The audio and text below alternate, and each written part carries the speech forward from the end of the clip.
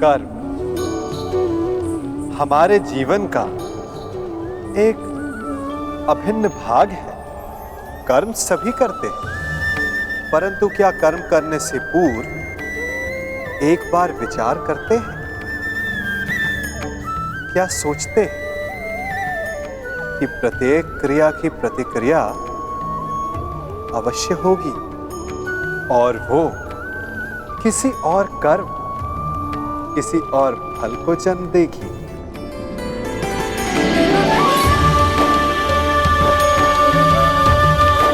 ये झूला एक बार झुलाओ तो लौटकर अवश्य आएगा। उसी प्रकार हमारे कर्म और उसके फल लौट कर आते हैं।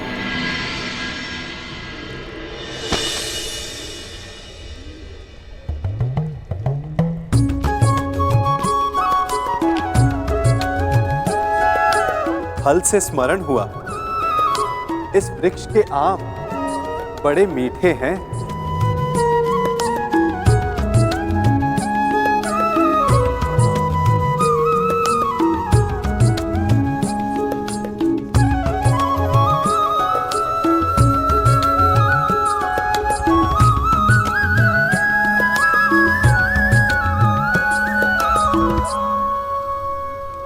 इस वृक्ष को बोने वाले ने कदाचित इसके फल खाने की इच्छा नहीं की होगी।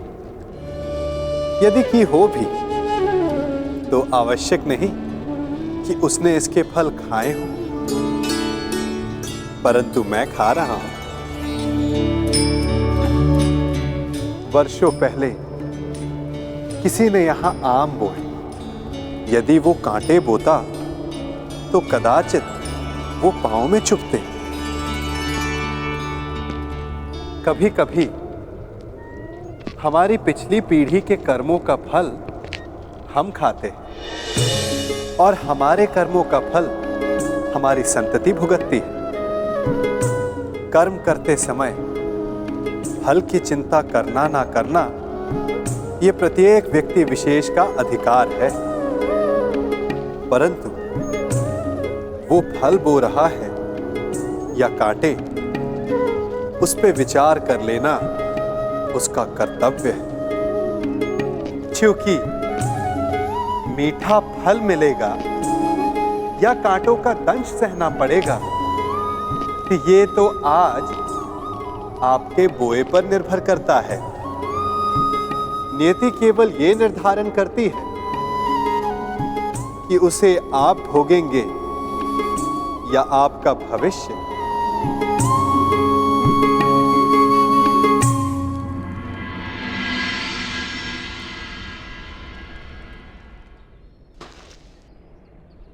विवेक और धैर्य से काम लीजिए पांचाल नरेश। जिसकी पुत्री का मान और सम्मान दांव पर लगा हो, वो पिता धैर्य और विवेक से कैसे काम ले सकता है वसुदेव? आज आप बीच में नहीं आएंगे वसुदेव।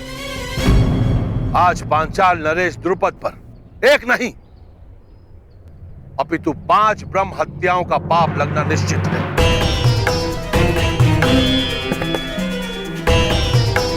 ब्रह्म हत्या का पाप तो आपके भाग्य में है ही नहीं पांचाल नरेश, क्योंकि आपके समक्ष कुरुवंश के क्षत्रिय महायोद्धा खड़े हैं।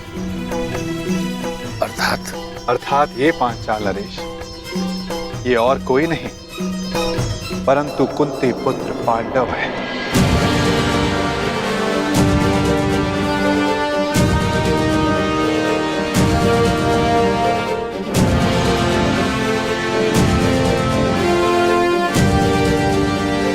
जो सबसे आगे खड़े हैं वो धर्मराज युधिष्ठिर है,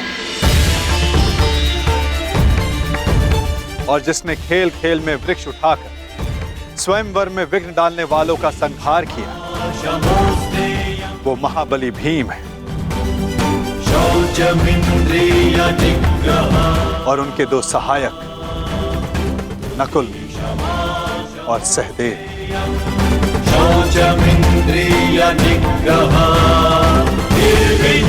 और जिसने असाध्य लक्ष्य भेद कर द्रौपदी को वरा,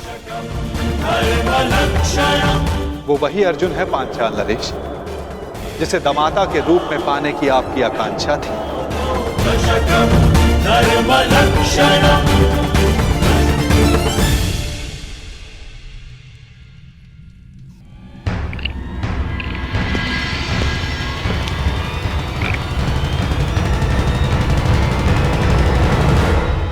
पधारिए अंगराज कर्ण।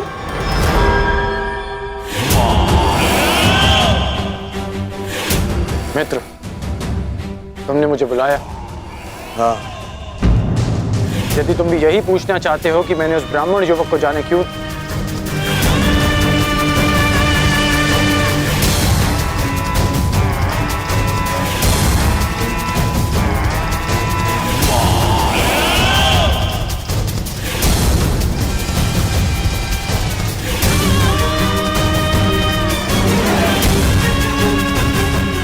उस ब्राह्मण को छोड़ो मित्र, छोड़ो उस ब्राह्मण को। ऐसा शुभ होने वाला है कि पांचाली स्वयंवर की त्रासदी भूल ही गया हूं मैं आज बहुत प्रसन्न हूं मित्र। मेरा और तुम्हारा, हम दोनों का स्वप्न पूर्ण होने वाला है।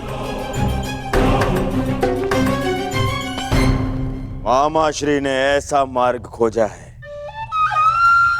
जो मुझे, दुर्योधन को, तुरंत ही हस्तिनापुर का राजा बना देगा।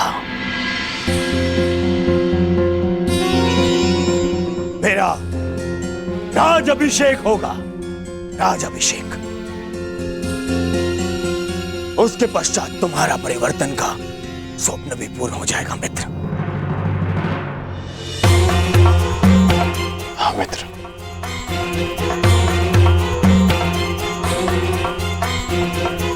परंतु मैं तुम्हें कुछ बताना चाहता हूं कि मेरे होने वाले सम्राट, अपनी प्रसन्नता अपने मित्र के साथ बाद में बांटना है। पहले अपने पिताश्री से तो मिलकर आओ, वो तुम्हारी कब से प्रतीक्षा कर रहे हैं। मित्र, मैं अभी आता हूं।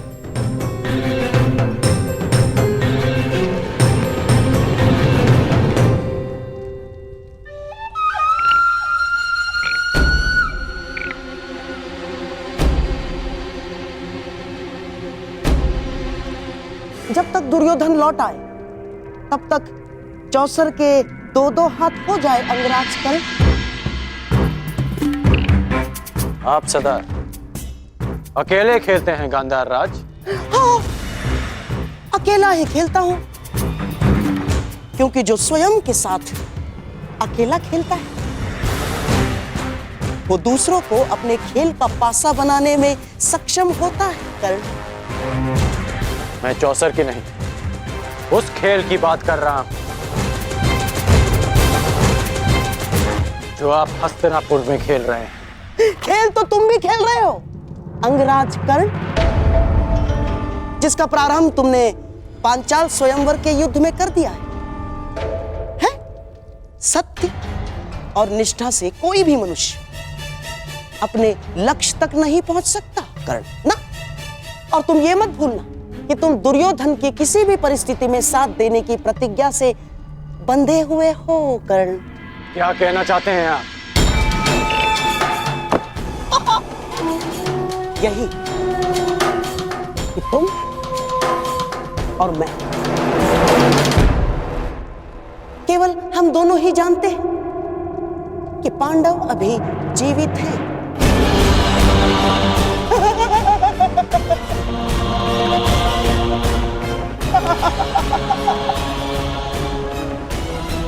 और यदि दुर्योधन को सम्राट बनते देखना चाहते हो तो ये सब किसी को ज्ञात नहीं होना चाहिए ना।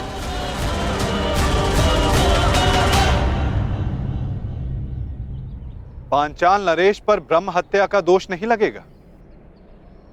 किंतु आप पांचों दोषी।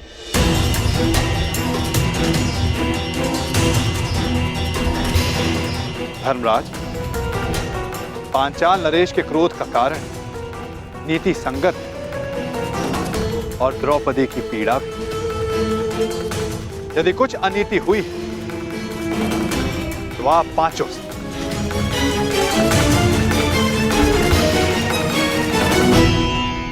स्त्री कोई वस्तु नहीं जिसे बांट लिया जाए। वो जननी है, वो शक्ति है, वो एक कुल का सम्मान है जिसे बांटा नहीं जा सकता। सर्वप्रथम द्रौपदी को भिक्षा बताना सर्वथा अनुचित था।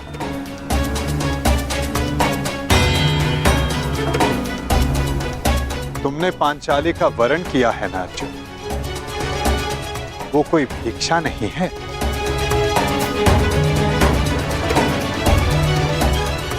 श्री वचन सोच समझकर मुख से निकाले जाने चाहिए। अनुचित समय पर निकले अनुचित शब्द ब्रह्मास्त्र से भी अधिक विनाशक सिद्ध होते हैं। माता सदा चाहती है कि उसकी संतान प्रेम से रहे, परंतु बिना परिस्थिति जांचे, बिना परिणाम का आकलन किए कोई निर्णय सुना देना घातक सिद्ध होता है। संतान प्रेम में लिया गया अनुचित निर्णय कभी कभी सृष्टि का चक्र डगमगा देता है बुआश्री।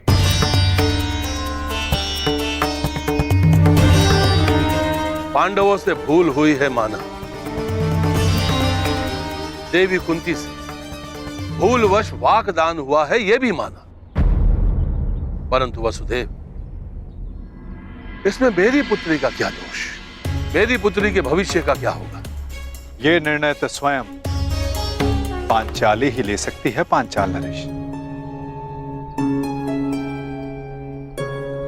चूंकि एक स्त्री से उसके भविष्य का, उसका दाम्पत्य चुनने का अधिकार उससे कोई नहीं ले सकता।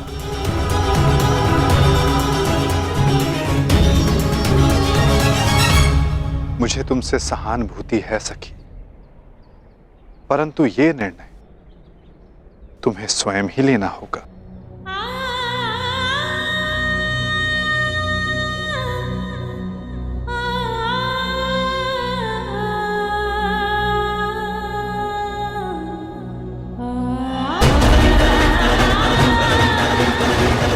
पांचाली,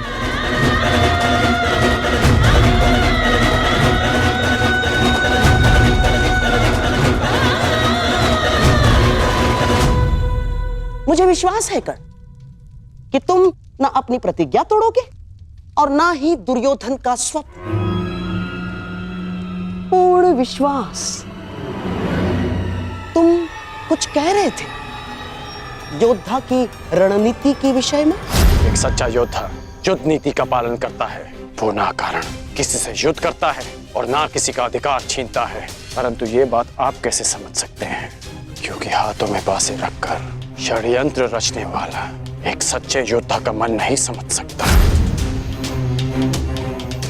अब मेरी सुनो, राजनीति में सच्चा योद्धा वही है, केवल वही है जो विजयी होना जानता है। वो चाहे धनुष बाण से हो, शस्त्रों के संधान से हो, या चाहे मनुष्य की बुद्धि से हो।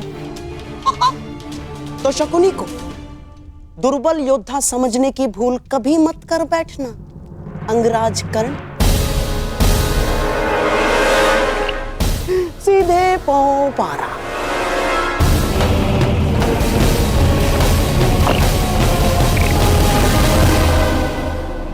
तुम परास्त हो गए कर्ण।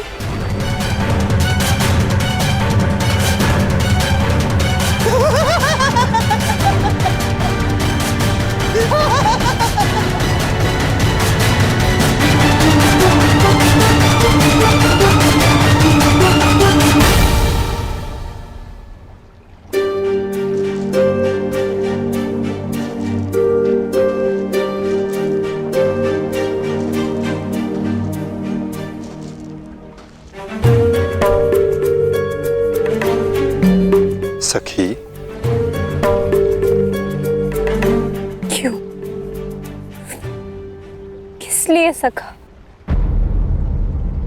आप तो मेरे सखा हैं और सर्व ज्ञाता भी। क्या यही मेरा प्रारब्ध है? फिर क्यों मुझे इस दुविधा में उलझने दिया आपने? तुम्हारे प्रारब्ध का निर्धारण तुम्हारा चयन करेगा सखी। तो क्या चयन करूं मैं वासुदेव? पिताश्री ने यज्ञ करके एक पुत्री की कामना की थी जो अर्जुन से विवाह कर सके, और मैंने भी अपने प्रथम श्वास से यही अनुभव किया है कि अर्जुन को पाना ही मेरे जीवन का प्रयोजन है, और आपने भी इस प्रयोजन को सिद्ध करने में सहयोग दिया। और अब जब ये प्रयोजन सिद्ध हो गया तो एक नई दुविधा उपस्थित हो गई। एक ऐसे पद पर ला खड़ा किया है आपने, समझ ही नहीं आता कि कौन सा पद स्वीकार करूं। क्या इस दुविधा में पड़े रहना ही मेरे जीवन का प्रारब्ध है? हम सब यात्री हैं सखी, और हर यात्री के मार्ग में कभी ना कभी ऐसे मोड़ आते हैं जब वो संशय में घिर जाता है। उस समय तनिक पीछे हटकर परिणाम और उद्देश्य के विषय में सोचना चाहिए, देखना चाहिए कि किस मार्ग पर क्या मिलने वाला है। तनिक विचार करो सखी, यदि तुम पांचों पांडवों से विवाह करने के लिए हां करती हो तो क्या होगा? इतिहास सदा के लिए मुझे 5 पतियों की पत्नी के रूप में जानेगा।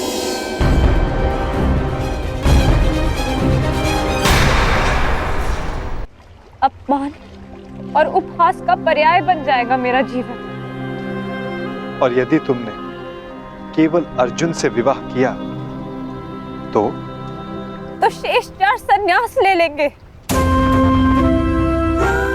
और संसार कहेगा कि कुल वधू ने गृह में प्रवेश करते ही कुल को बांट दिया और ये विवाह ही अस्वीकार कर दिया।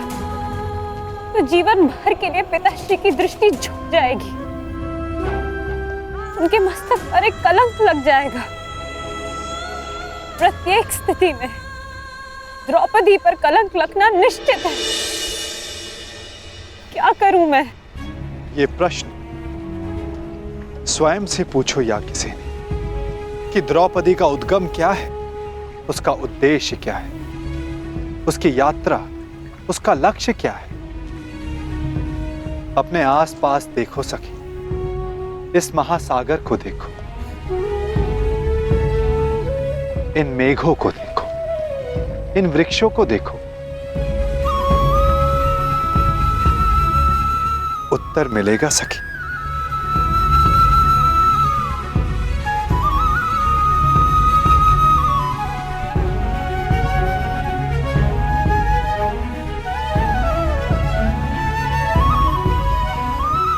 तो क्या कहा इस महासागर ने, इस मेघ, इन वृक्षों ने?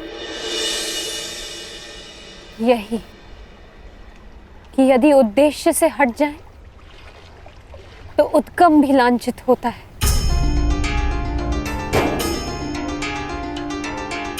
एक बूंद का उद्गम मेघ होता है और उसका उद्देश्य धारा को सींचना। यदि वो इसे अस्वीकार कर दे तो मेघ लांछित होगा। नदी का उद्गम पर्वत है, यदि वो सागर में मिलना अस्वीकार कर दे तो पर्वत लांछित होता है। यदि मैंने ये विवाह स्वीकार किया तो कलंक केवल मुझ पर लगेगा। यदि मैंने ये विवाह अस्वीकार किया तो मेरा उद्गम और उद्देश्य दोनों पर कलंक लगेगा। तो क्या चुना तुमने सखी? यही कि यदि मेरा जन्म इतिहास की धारा को बदलने के लिए हुआ तो इतिहास बनना पड़ेगा मुझे। कदाचित इसलिए ही अग्नि मेरा उद्गम, क्योंकि जीवन भर इसकी ताप को सहना है मुझे।